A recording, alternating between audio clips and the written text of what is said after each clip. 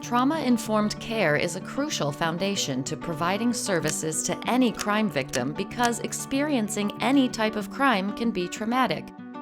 And the effects of that trauma can be pervasive and long-lasting in ways we might not recognize right away. Trauma-informed care offers universal precautions to anyone who may be experiencing the effects of trauma, which minimizes the risk of re-traumatizing victims and enhances their ability to access the services they need. While all advocates are committed to helping their clients heal, sometimes we may practice in ways that are not trauma-informed and we don't even know it.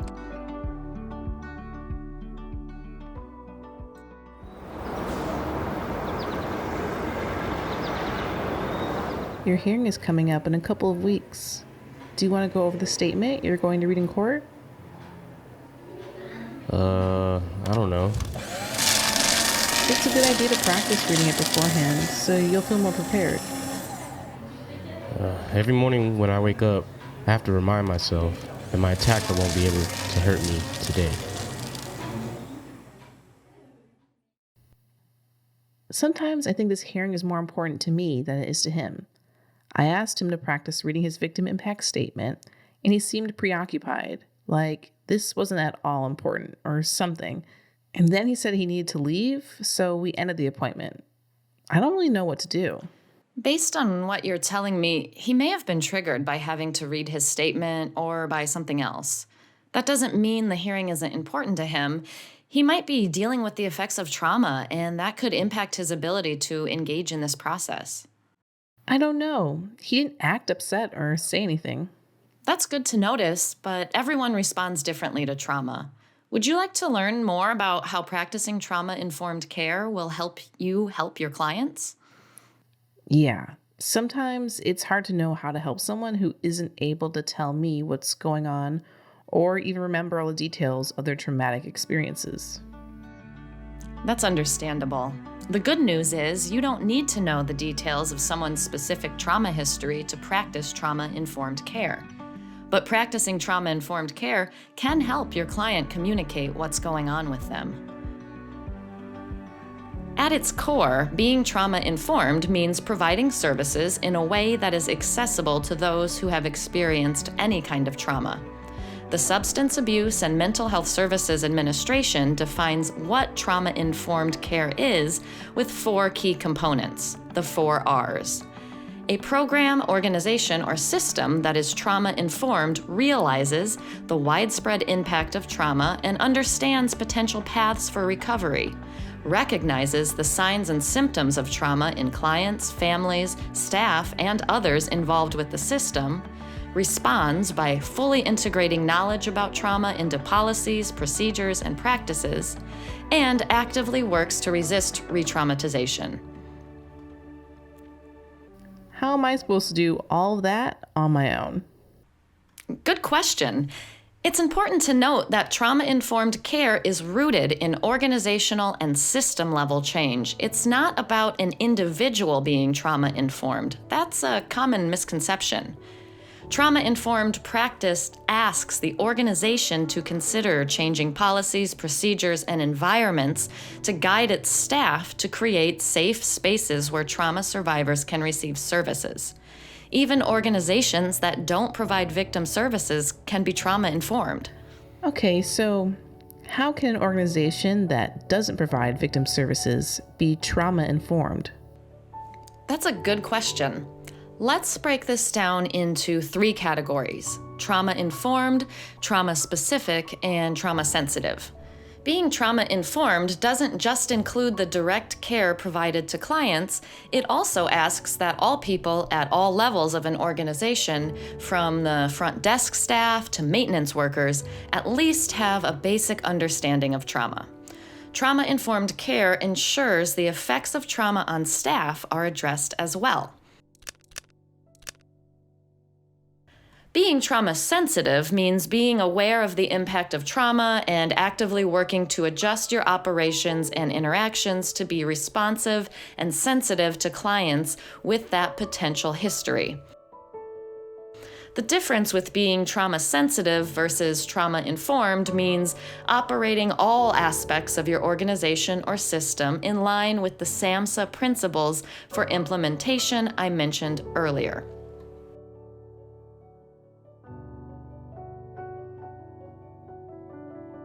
Helping someone deal with the specific effects of their trauma is providing trauma-specific services. Trauma-specific services are direct methods that are specifically designed to facilitate recovery from trauma by promoting healing or providing skills. These are conducted by a trained individual like an advocate, counselor, or therapist, and can include services like psychoeducation or cognitive behavioral therapy. Trauma-specific services should be conducted in a trauma-informed way. But while everyone in an organization should be trauma-informed, not everyone provides trauma-specific services. So, trauma-informed care sometimes includes trauma-specific services, but not always.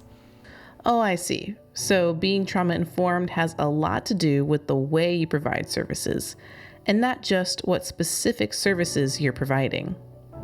Exactly. Even if you're not specifically treating trauma, or you don't even know if your client has experienced trauma, you can take some universal precautions to make sure whatever services you are providing are accessible to clients. SAMHSA has outlined 6 trauma-informed principles for how to incorporate the 4 R's into your organization and practice. But while trauma-informed approaches happen at an organizational level, you, as an individual advocate, can take steps to put these 6 principles into practice. These principles include safety. As an advocate, applying the safety principle might look like clearly explaining confidentiality, recognizing and knowing how to respond to signs of trauma, and meeting in physically secure and accessible locations. Trustworthiness and transparency. Advocates can individually practice trustworthiness by maintaining privacy and confidentiality, explaining your defined advocacy role, clarifying and maintaining appropriate boundaries, and explaining the reasons behind policies and procedures. Peer support. As an advocate, this looks like offering victims and survivors opportunities to be with other victims and survivors and offer mutual support. Collaboration. To foster a collaborative relationship with the client, an advocate should share power in decision-making, acknowledge that victims and survivors are the experts in their own lives, and involve victims in the learning process about trauma. Empowerment, choice, and voice. An advocate should communicate adaptive trauma responses and validate resilience, highlight strengths, and allow victims and survivors to provide feedback on the services they receive, and offer choices in meeting parameters to offer empowerment, choice, and voice to clients. And cultural humility and responsiveness. Advocates practice cultural humility and responsiveness by making appropriate referrals to culturally specific organizations, respecting names and pronouns, recognizing the impact of historical and cultural trauma, and committing to ending all forms of oppression. You can learn more about historical trauma in Module 5 of the Trauma Across the Lifespan series. As you reflect on these principles, you can understand why you don't need to know someone's individual trauma history to be trauma-informed. You can implement this approach just under the assumption that it's more likely than not the people you'll be interacting with have experienced trauma, and this approach is necessary for them to be able to access your services. And for those who haven't experienced trauma, this is still a great approach that will have benefits for everyone. You, as an individual advocate, have an important role to play within a trauma-informed organization. Did you notice any differences in your follow-up meeting with your client? Well, I noticed right away that he was really distracted by all the noise outside the room we were in. So I asked if he wanted to move to a quieter location, and he seemed more at ease after that. That's great. Making sure your client feels safe and comfortable before beginning a session is crucial. Were they able to practice reading the statement? I know your court hearing is coming up in a couple of weeks. What can I do to support you around this? Is there anything you have questions or concerns about?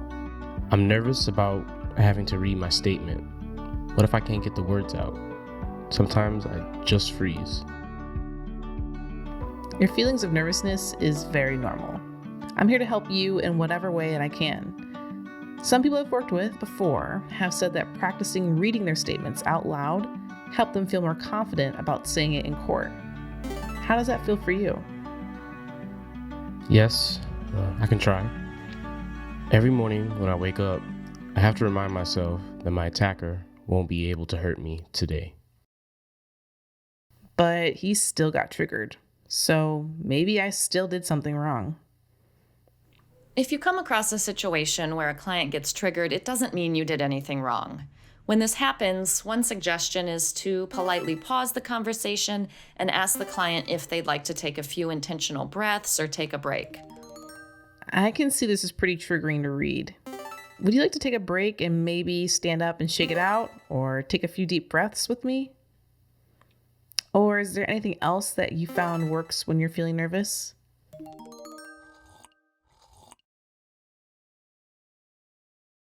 One of the things I keep thinking about is how when 911 responders showed up, they started questioning me like I had something to do with this.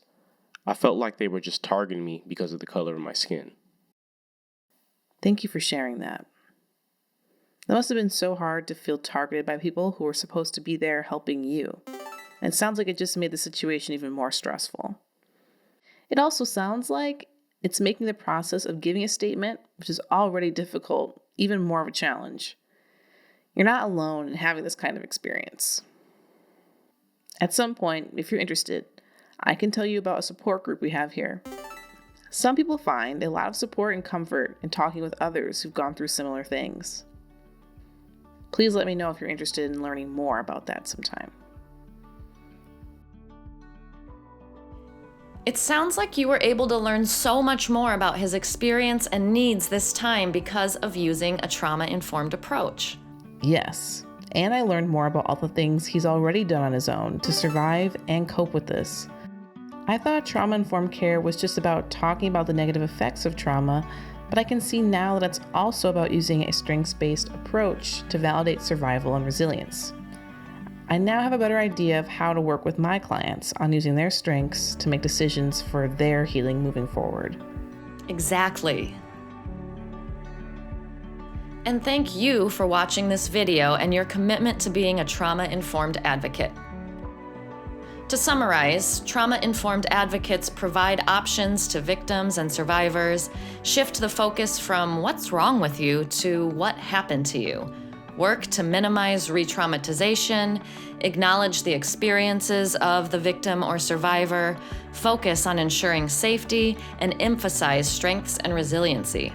Trauma-informed advocates are one essential part of an organization-wide approach to realizing the widespread impact of trauma and understanding potential paths for healing. We hope you found these tips and skills useful, and please remember to visit the resource library included as a lesson with this module for more resources related to trauma-informed advocacy.